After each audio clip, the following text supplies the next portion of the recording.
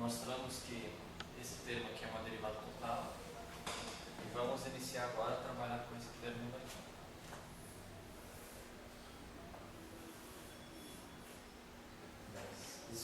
Calculando esse, imediatamente obtemos esse. Esse faltaria esse caso. Então seria o termo. Esse aqui é 2 estrelas, seria esse estrelas.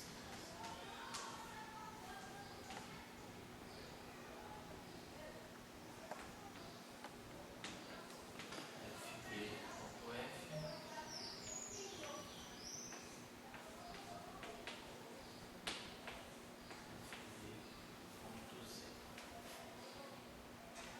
Então aqui eu vou escrever de uma forma já simetrizada. Pode colocar assim, meio fb.f fb.z mais meio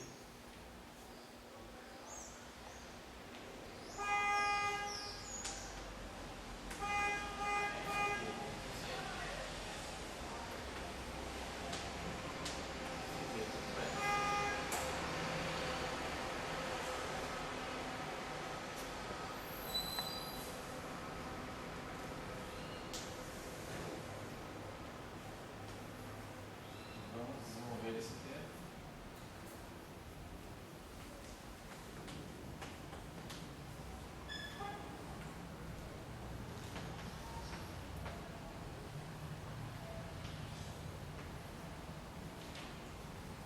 E esse termo aqui,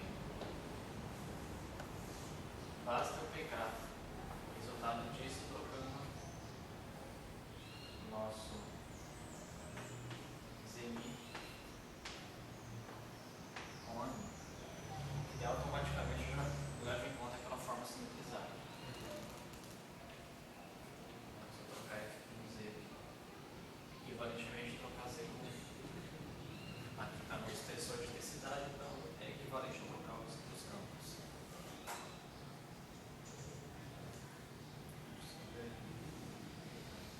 Isso compensa meu espaço.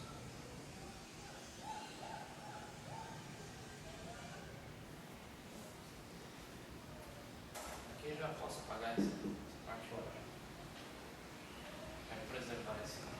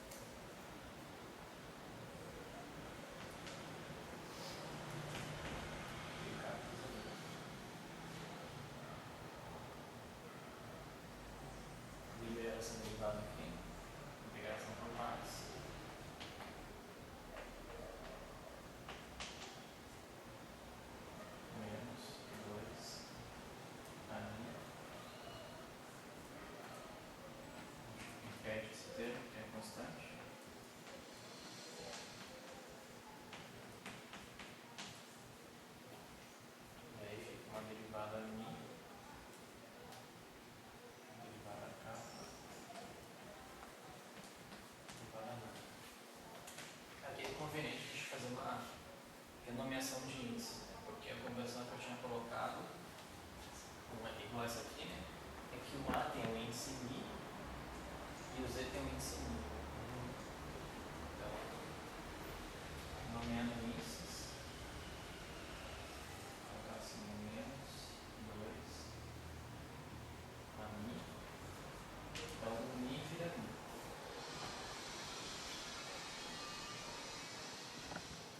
Colocar assim, F, B, F, B,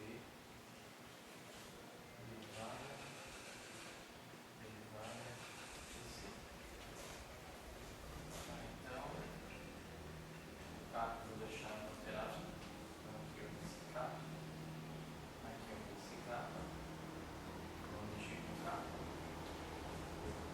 Daí o Mi, ele vira o Mi. Então, aqui seria um índice Mi.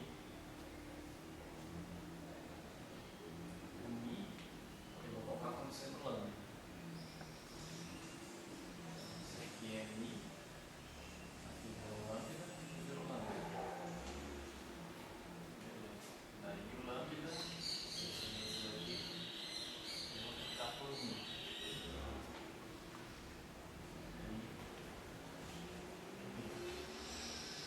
Ele já cai naquela forma que a gente está querendo. Pelo menos isso. Lambda Mi, kappa Mi.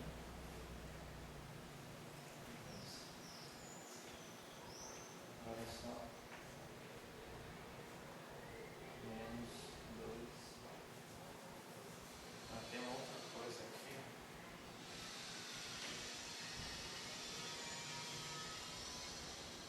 É isso.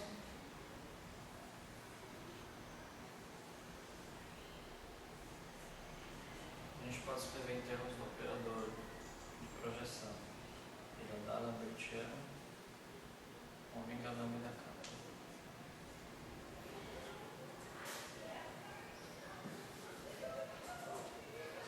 Aí tem uma coisa importante aqui. Esse operador, esse derivado, tem uma simetria em lambda kappa. Então eu tenho que simetrizar esse negócio em lambda kappa também.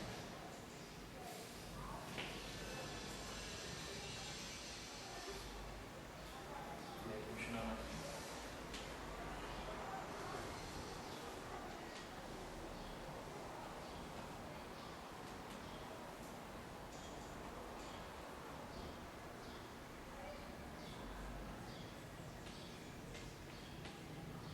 Lambda kappa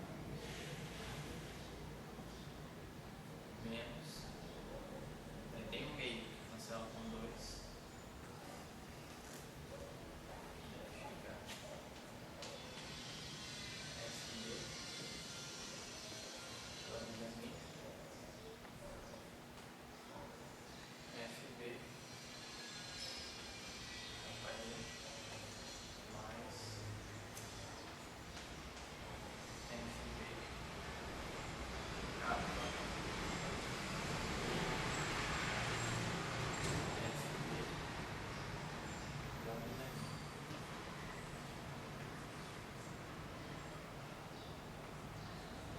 Lambertiano, ômega, lambda kappa, Z.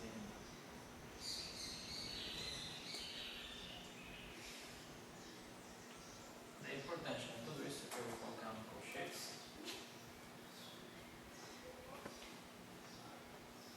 faz o papel de um operador OR, mini. E é interessante que a forma que a gente obteve daquele operador de mix, ele tem que ser simétrico. Ele já está simetrizado. Certo? Automaticamente, quando a gente simetriza na lambda kappa, vocês podem notar que esse negócio aqui, que está em colchetes, ele também é simétrico em mini. Se vocês trocar mini com mini, ele é simétrico. Então já aqui resolve o problema. O que que não vai resolver é quando a gente tiver um dual aqui. A dual você vai ter que gerar, aqui tem dois termos, quando tem dual vai gerar quatro termos. Esse aqui, né? Já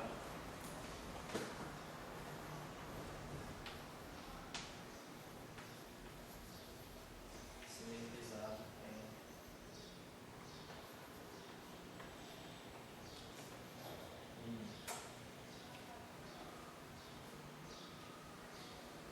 então, a gente conhece esse termo, agora o equivalente é só trocar um Z com A. A gente tem essa expressão final para isso daqui.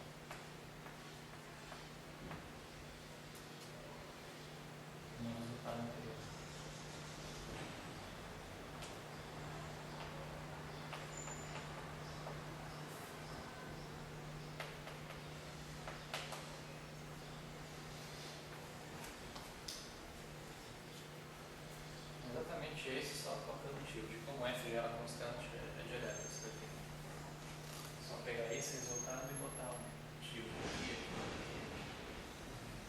Esse cara é importante.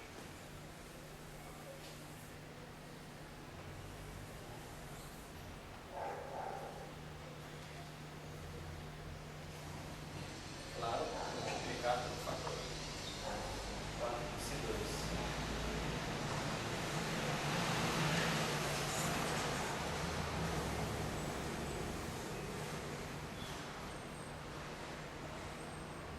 Aí o último seria esses termos aqui.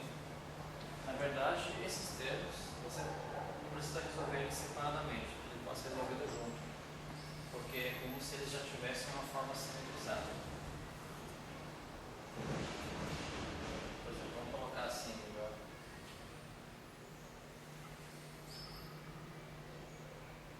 Vamos reescrever isso da seguinte maneira.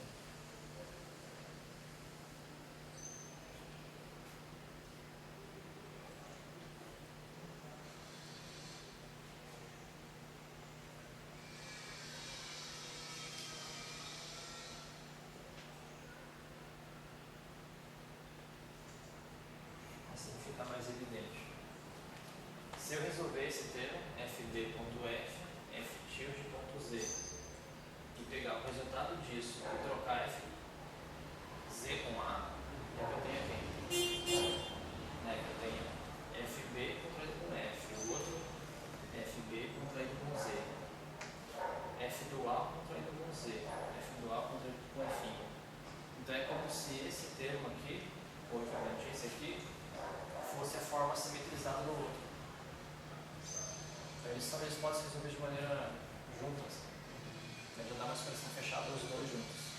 Claro, aqui eu tenho o mesmo fator, né? 2 que se 3 e 2 que se 3. Então, obviamente essa é a forma simetrizada do outro.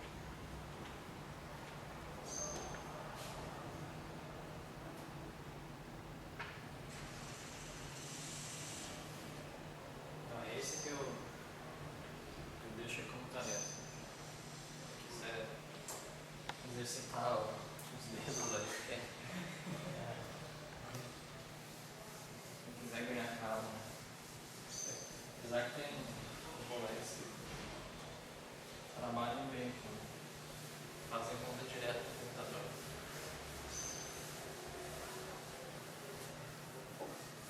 Acho que até esse cálculo que poderia ser feito essa expansão. Né?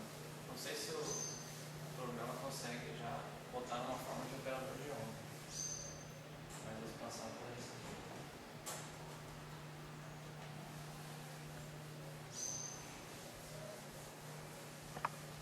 Já que estava comentando justamente isso. Assim, que programação você leu? Que programa você usa? eu sei mexer um pouco com meio e com matemática. Ah, tá. Mas ainda não implementei essas coisas. Agora também não vou implementar. Já fiz tudo não. Já era. Só se alguém quiser implementar isso. Isso para verificar?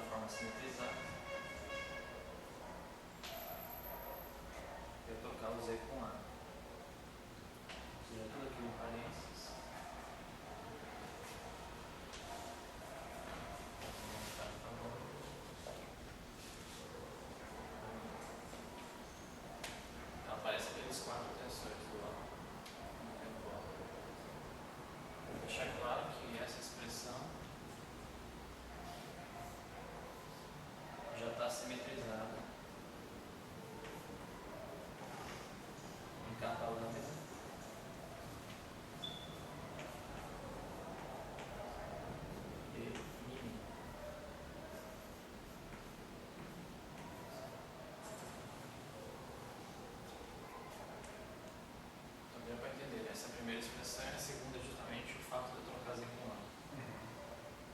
Que é essa aqui. Então, o que está em parênteses aqui é justamente esse parênteses aqui. Só para não escrever tudo de novo. Com os mesmos índices.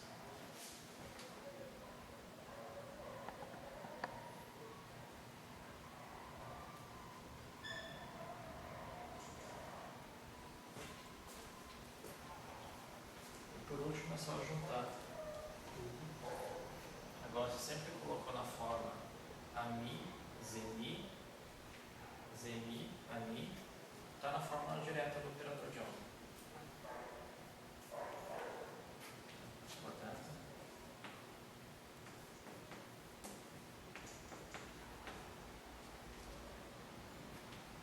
nosso Lagrangiano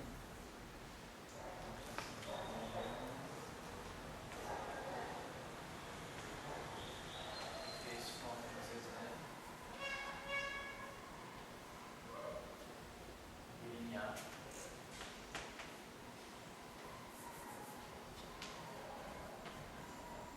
E aqui eu coloquei meio, só coloquei o meio em cima.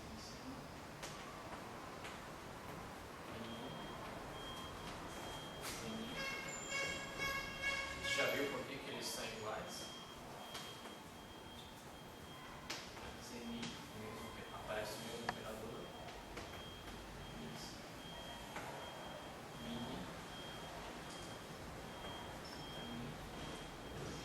Então agora é só pegar tudo e excluir no campo ANI, ZENI.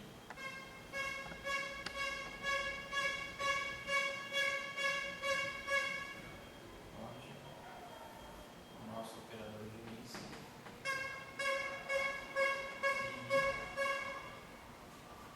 é igual a. Ele tem aquele fator seno de 2 θ cosseno ao quadrado menos seno 2 θ cosseno ao quadrado θ. Daí aqui, só deixar claro, tem um fator 16. Eu vou tirar fora o fator meio. Então seria o fator 1/8. Só que desse fator 1/8, vou jogar o fator meio para simplificar. Então ficaria aqui o fator 1/4. Só porque eu quero se ver as expressões anteriores, os outros operadores tinham que se 1 se 3 sobre 2. Então eu vou deixar da mesma forma. Por isso que eu coloquei o fator meio simplificando. Daí ele fica 1/4, em vez de ficar 1/8. Então seria menos. Daí esse 1 f² mais esse 3 sobre 2, que ali era 2 que esse 1, mas eu já dividi por 2. Esse 3 sobre 2 f b ponto f tilde b. Esse é o primeiro termo. Daí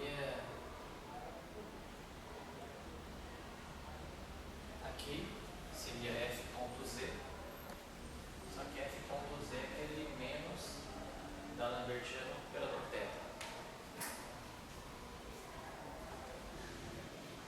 Então o menos está aqui. Da Lambertiana θ menino.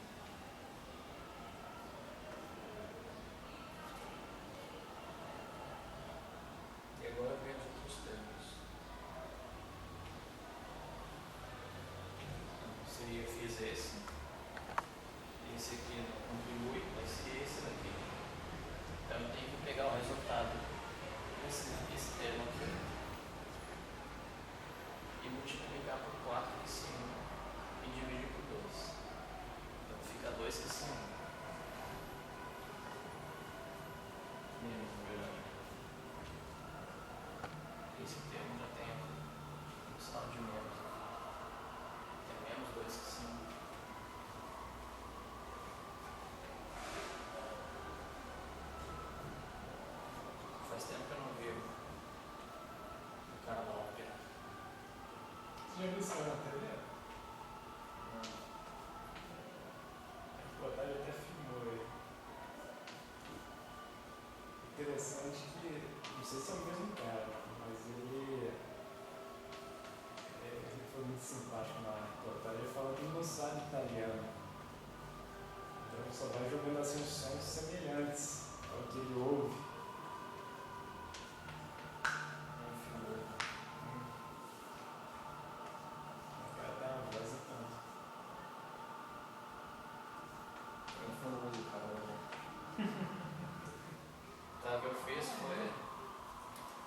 pegar esse termo, que eu desenvolvi aqui em cima, e apenas multiplicar por 4 que se 1, mas dividir por 2. Então fica menos 2 que se 1. E aqui eu estou pegando só o termo A e com Z. Quer dizer, os dois estão aqui ao início aqui. Então já está automaticamente dividindo os dois termos.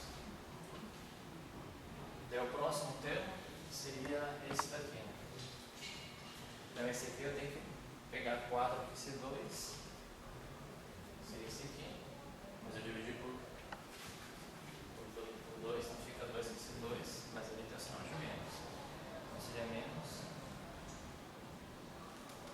2 aqui se 2. E aqui seria o, vamos dizer assim, aqui com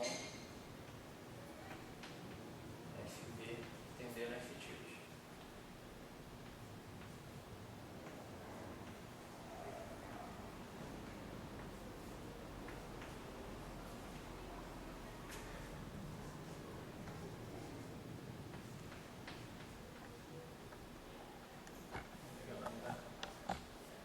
Ficou claro, é só pegar o que está em cima e trocar o F com o F tilde.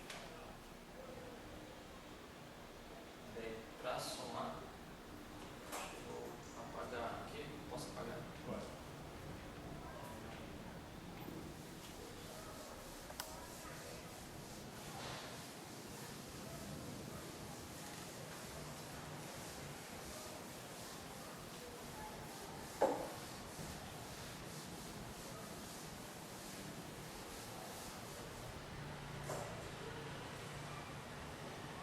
Continuando aqui. Daí seria esse último termo multiplicado por 2 que se 3. Claro, dividir por meio não fica menos que se 3. Eu vou colocar os 4. FB.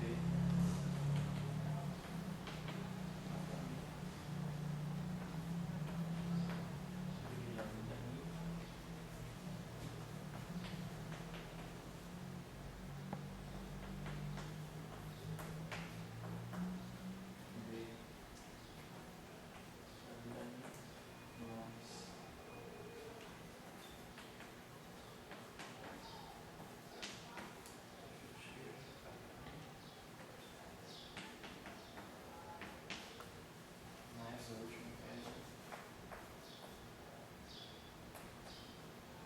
FB.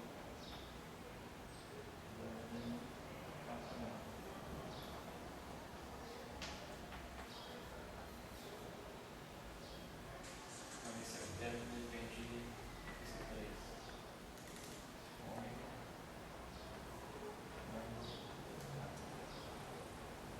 E aqui a gente fecha o X.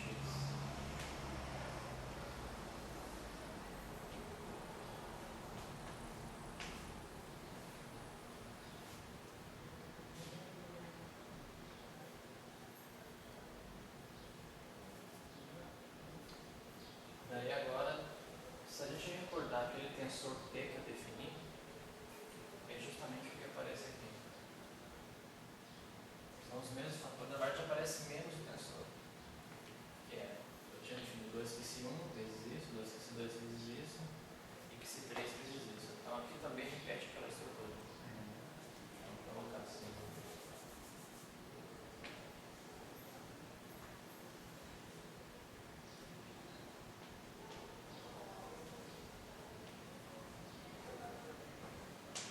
Definição do tensor de background. Tá.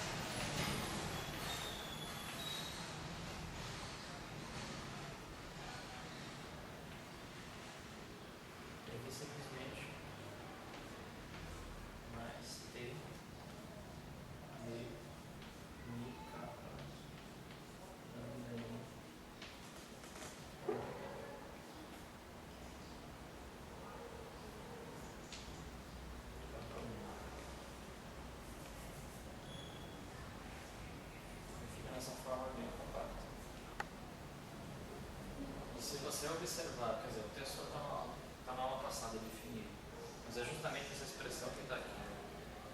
Esse termo com esse somado com esse. Quer dizer, menos esse termo, na verdade. Isso tem esse sinal mais aqui. E vou só destacar aqui.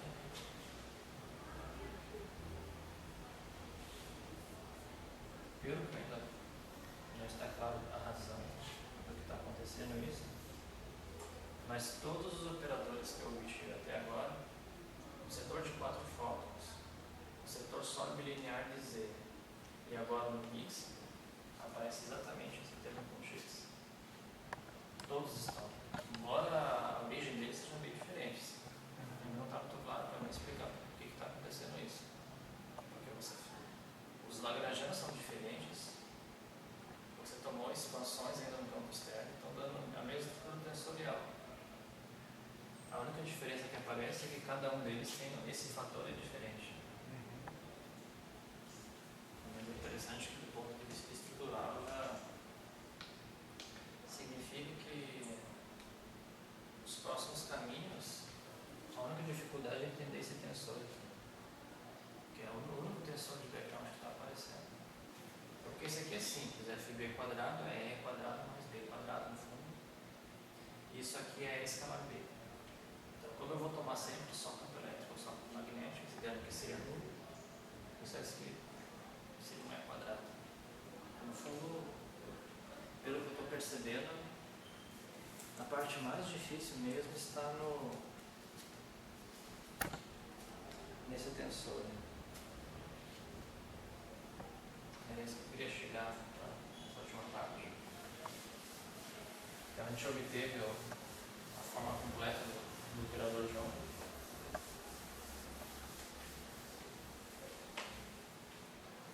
Para dar. Deixa eu começar agora uma discussão rapidamente.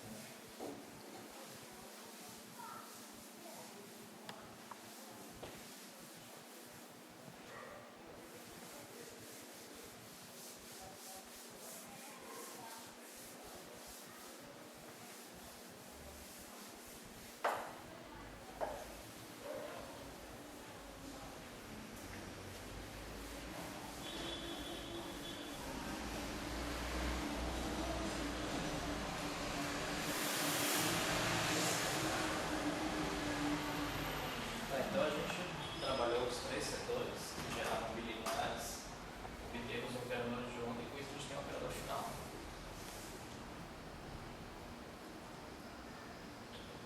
Eu acho que o grande resultado dessa discussão, que é a extensão da discussão da não linearidade, foi a existência de mix. A princípio, quer dizer, em geral eu estou vendo que se você botar um campo externo, o mix continua existindo. Então ele está lá.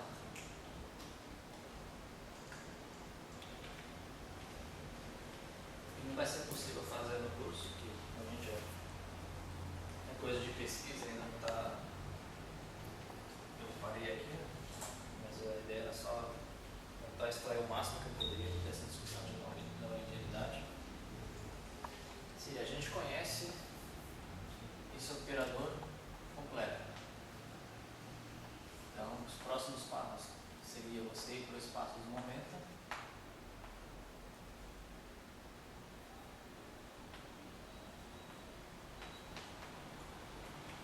E escrever essa matriz, esse operador, em termos da frequência. Quer dizer, do vetor de onda e da frequência. E, claro, no matriz 4x4, ou você tenta inverter esse operador, tem duas maneiras de colocar assim. A primeira, você pega esse determinante, essa matriz, e faz igual a zero. Então, daqui você vai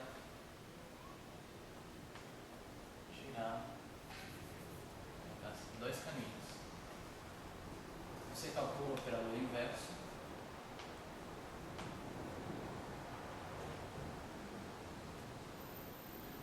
E analisar os pontos.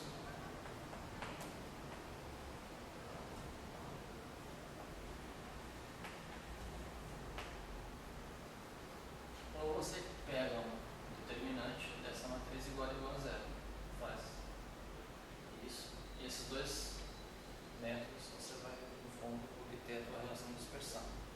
Quais são as massas envolvidas?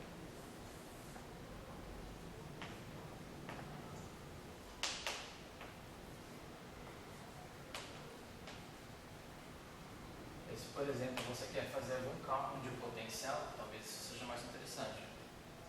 Porque você pode analisar uma situação de interação entre férmions. Aqui tem fóton. O fóton oscila no Z0. Depois ele decai de novo no fóton.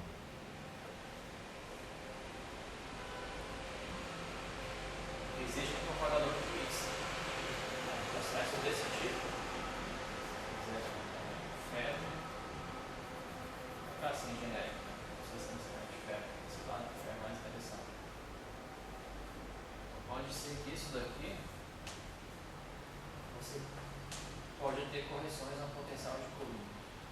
Então, assim,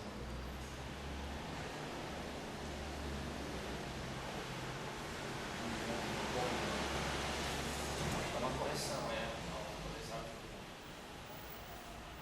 Para esse caso, é mais interessante você calcular a inversa.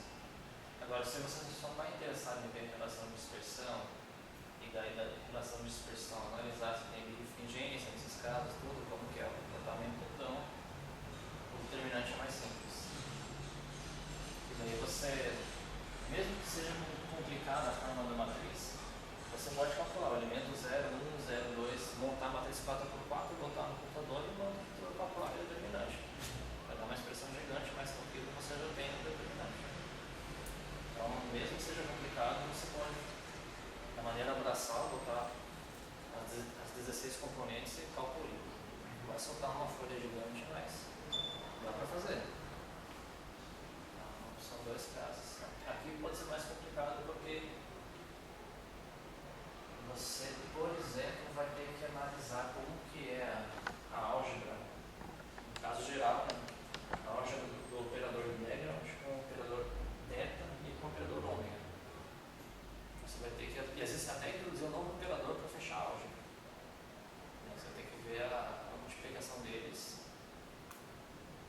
E isso pode não ser trivial. Às vezes, quando casos bem simples, assim, quando você quebra a simetria de Lorentz, acontece algo na aula.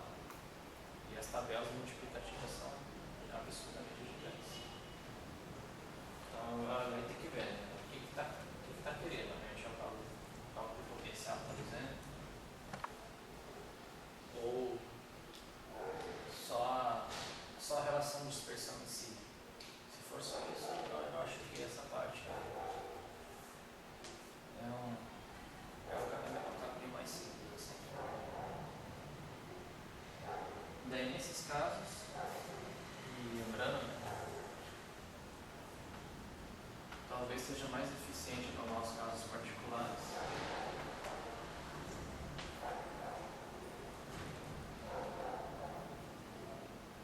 Por exemplo, o F, só recordando, o background 0,1 é componente do campo elétrico, o B e J é menos epsilon e o J é K.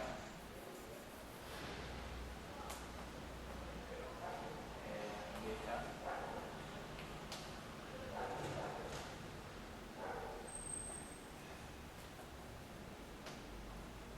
Do A vamos ver do I. BI, né? BI. E o dual e J você troca B por menos E. E JK. E K. Então, eu acho que com isso a gente pode simplificar bastante aquele tensor de Background se a gente toma só campo elétrico e só campo magnético. Eu acho que a ideia seria você analisar esse operador O nas situações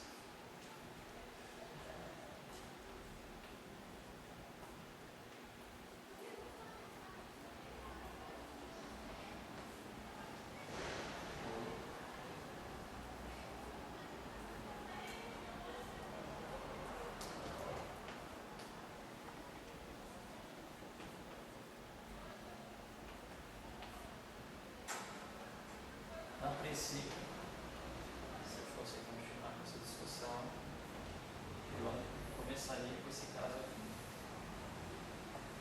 Eu acho que para aplicações astrofísicas isso parece ser mais interessante. Normalmente o que acontece em cenário astrofísico é sistemas magnetários, as estrelas que tem campo magnético muito intenso, e o campo elétrico quase desprezível. Então, acho que esse caso aqui seria mais interessante para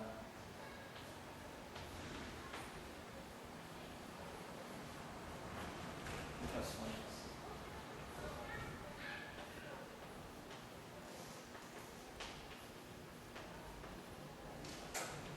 Esse aqui seria mais o caso se você vai fazer uma coisa tipo no laboratório com os gases intensos, mas ainda não tem muita fé que o que a gente está, se não me engano, hoje está em petawatts a potência. Não, acho que isso não está,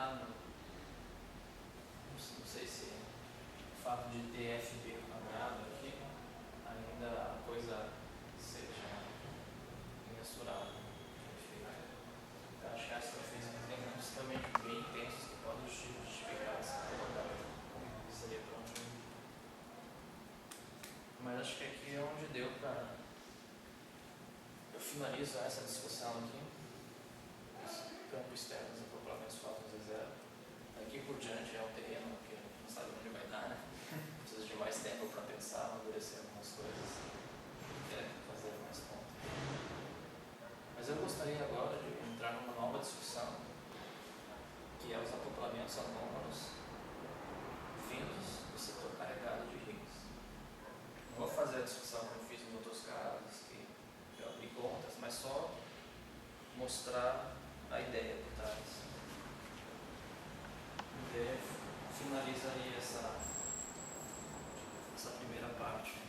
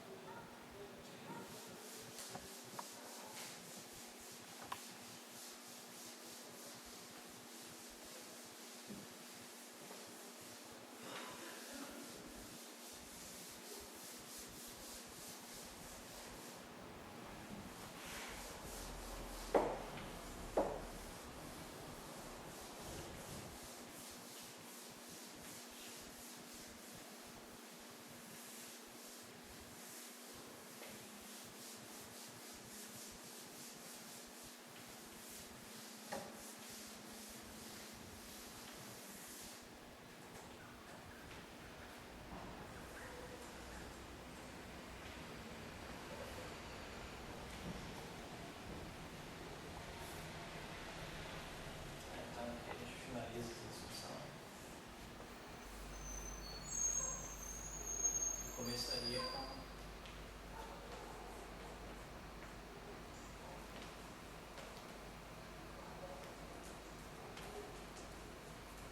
acoplamentos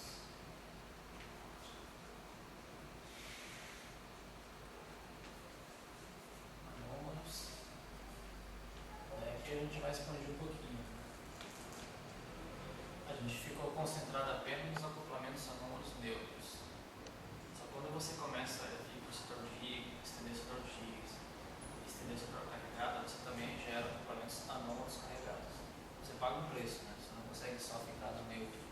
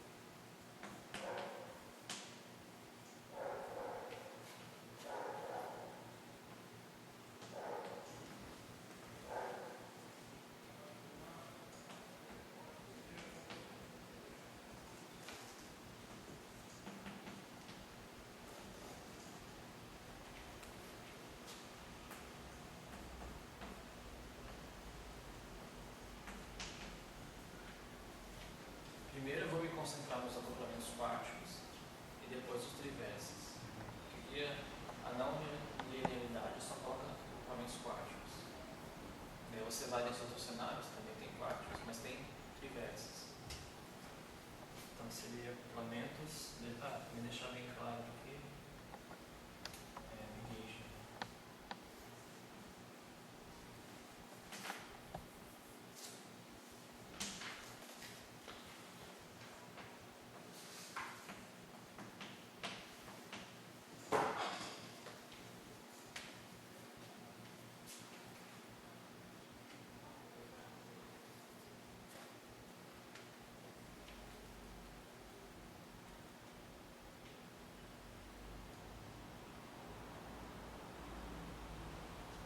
Então, o primeiro caso que eu vou tomar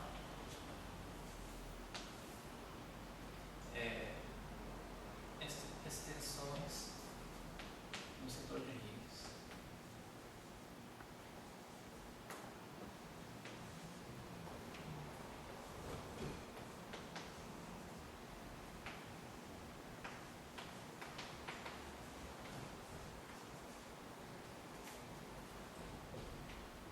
Tá. O Lagrangiano do modelo padrão de Higgs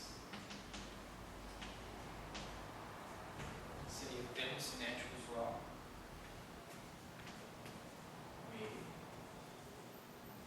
d mi φ W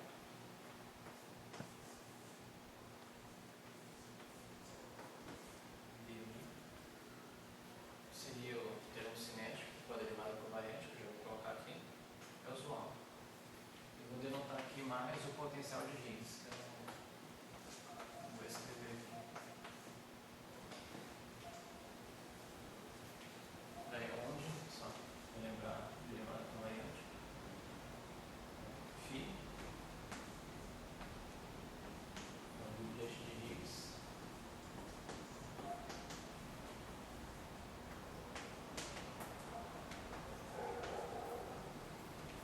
e a nossa derivada covariante de mi é igual a φ. As convenções que eu utilizamos é constante de acoplamento em setor não abeliano, ponto dado, J, I, sigma J sobre 2 menos I, G', B, I sobre 2 vezes φ.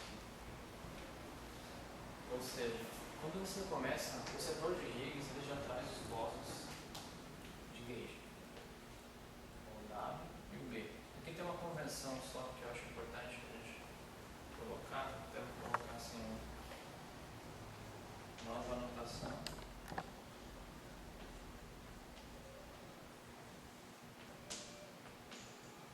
Nas primeiras aulas eu utilizava campo não abeliano como sendo A, porque eu estou utilizando W. A nova anotação nosso A, aquele A, Mi, I, onde esse I ele é 1, 2, 3, do grupo interno, do grupo S2. A gente começou com isso e agora eu vou mudar a anotação. Vou chamar ele de W, Mi, I, só para seguir a convenção da referência que eu estou adotando. Então é bom tentar comparando as aulas anteriores para não se confundir. Porque daí nesse caso, então esse W não é os Ws carregados. O W carregado que você observa lá, o W mais e W menos, ele é a combinação do W1 e W2. Expressão 1 raiz de 2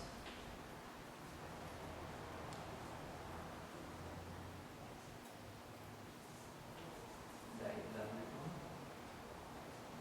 Mi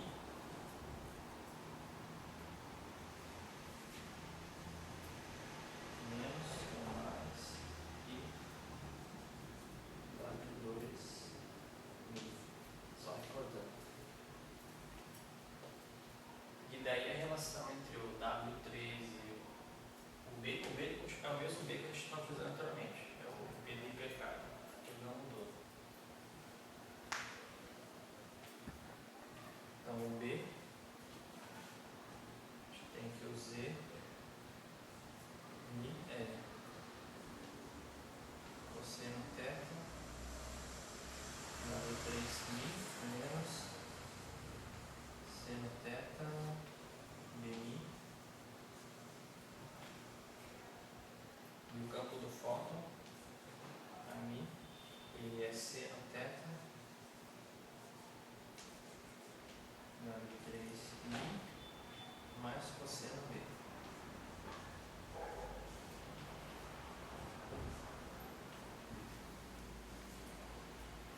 E essas constantes de acoplamento G e G', após a quebra espontânea da simetria, elas também estão relacionadas com o seno e o cosseno e a carga elétrica. O nosso G, ele fica como sendo E, seno de θ, e o G', ele é E, carga elétrica, sobre cosseno de θ.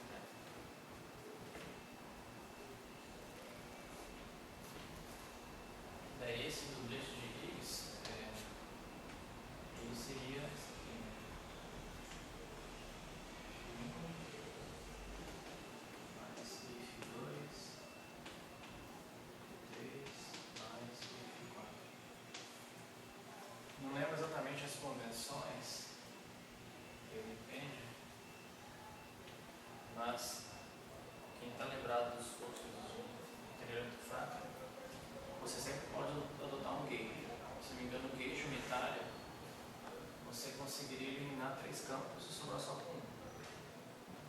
Você faz uma transformação de fase, a transformação de fase normal é ENA e alfa. Só que no caso, a transformação de fase não abeliana tem 3 parâmetros. E daí, com escolhas adequadas, por exemplo, agora eu não lembro se era o de baixo ou de cima, vamos supor, depois tem que me corrigir. Você conseguiria fixar um gauge e eliminar 3 campos. E agora não sei se é o fim ou o F3, mas também não vai morrer na discussão. Vou abrir as contas, estou tirando minha cabeça isso. Mas aí você ficaria só com um campo, e nesse campo você faria a expansão. Né? Você, tipo, Φ1 é uma constante, que é aquele valor esperado no vácuo, mais o campo de Higgs, que é a flutuação.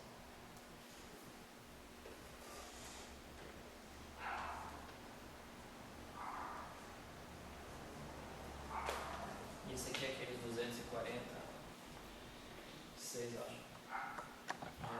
Mais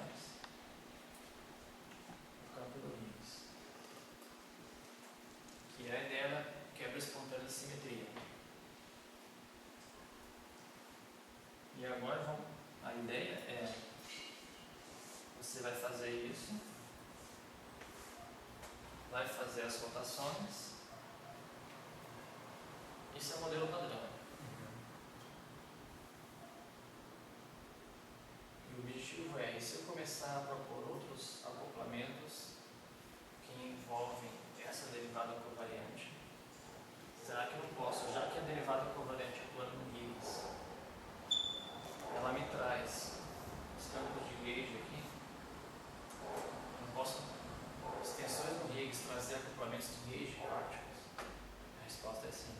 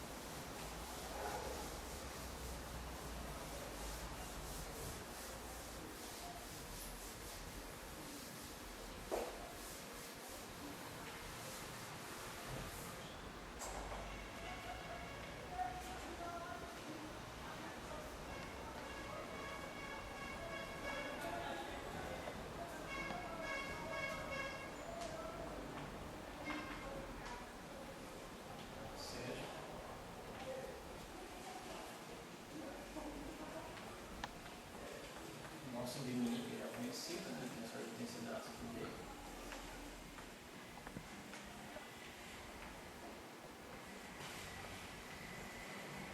E agora o tensor de densidades não abeliano.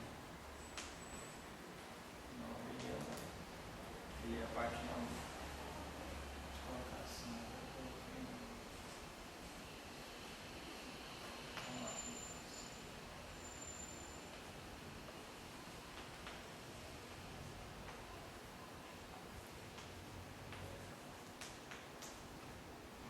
Esse normal é a contribuição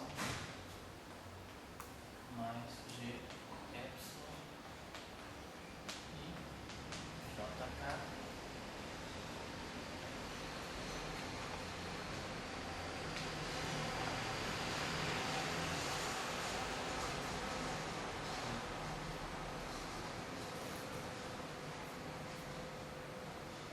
Você costuma definir o tensor de densidades, que chama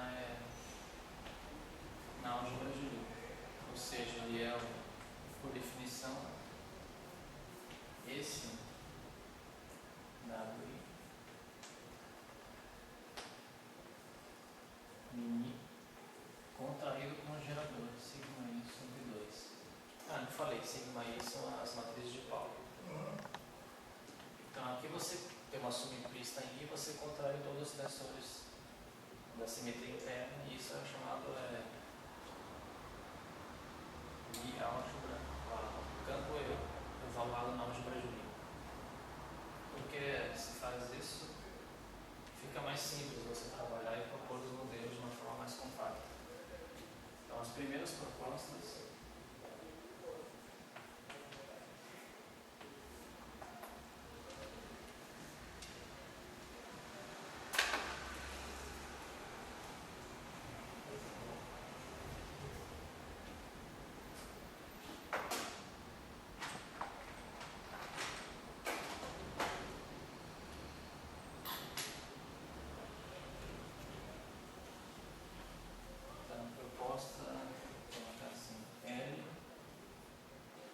essas siglas S0 é o que o pessoal costuma convencionar na literatura. Então, como são muitos termos, o primeiro botou isso e não sei, ficou. Né? A primeira proposta é você, aquilo do modelo padrão, DMI, termo cinético usual, com as derivadas covariante. Então a ideia é pegar aquilo e levar ao quadrado. Ou seja, a menos de fatores numéricos que vai ter aqui, e constantes de acoplamento, você propõe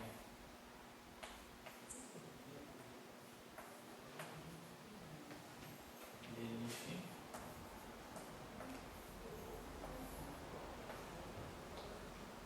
e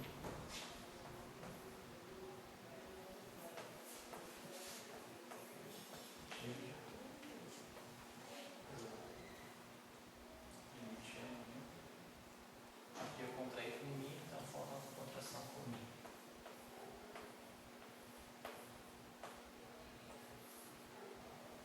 Então isso é uma possível extensão. A outra também é muito parecida com essa, só que os índices são diferentes. Aqui você tem DNI fictivo, DNI, ou seja, a contração é a mesma aqui. E o outro é DNI.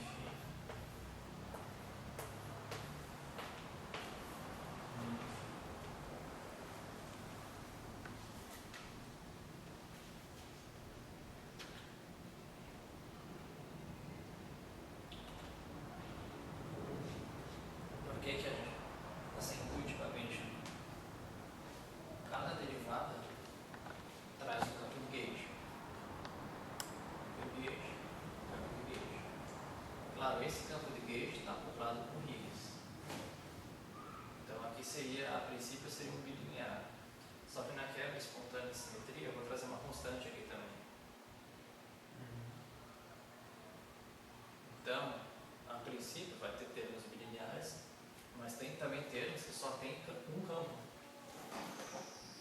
se cada derivada carregasse um campo. Então, 4 derivadas, 4 campos. Então já dá para ver que quando começar a abrir esses negócios, fazer todas as contrações, fazer as contrações, fazer a expansão do campo de Higgs, você vai gerar acopulamentos de dígito quânticos. Daí, esse caso, eu não fiz essa conta, deixando bem claro. E acredito que não seja uma conta tão simples, assim que está tudo compacto, mas quando eu abrir o negócio. Mas a segunda referência que eu vou colocar ela, esses dois casos produzem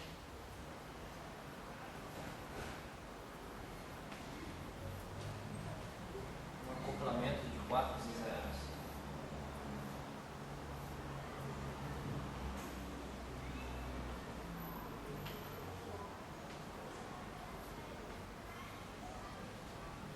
Mais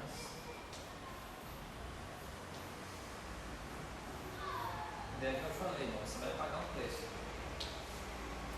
Você introduz acoplamento neutro, aí você paga o preço de introduzir acoplamento carregado. O que aparece aqui é acoplamento de 4 lados.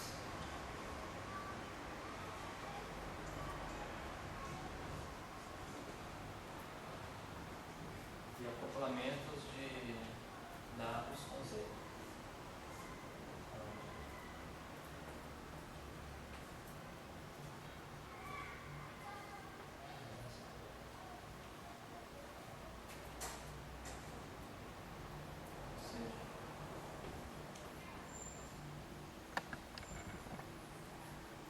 Isso sim é uma possível fonte de acoplamento neutro, mas ele traz junto acoplamentos carregados.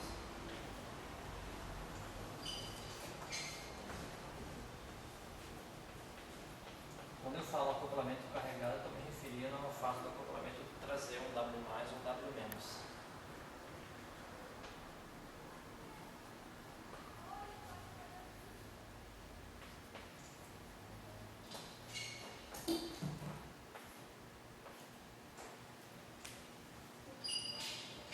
Então esse é um primeiro caso. Tem outros modelos, não coloquei aqui. Eu estou selecionando alguns casos só para exemplificar mesmo. Então esse é o primeiro caso, a primeira situação, que é extensões só no setor de Higgs. Eu faço a derivada por variante, essa aqui, e tento montar todas as combinações que eu puder. E é claro, se você está interessado em acoplamentos quânticos, essas são propostas. Depois, aqui eu estou focando só em operadores de dimensão 8. Depois eu vou mostrar como você pode introduzir acoplamentos de dimensão 6 brincando com o setor de Higgs também. Então essa é a primeira proposta. A segunda é eu começar a mexer esse carinha aqui, essa derivada por variante, e fazer combinações dela com isso daqui. Ou seja, extensões no setor de Higgs acoplado com o setor carregado, de SU2.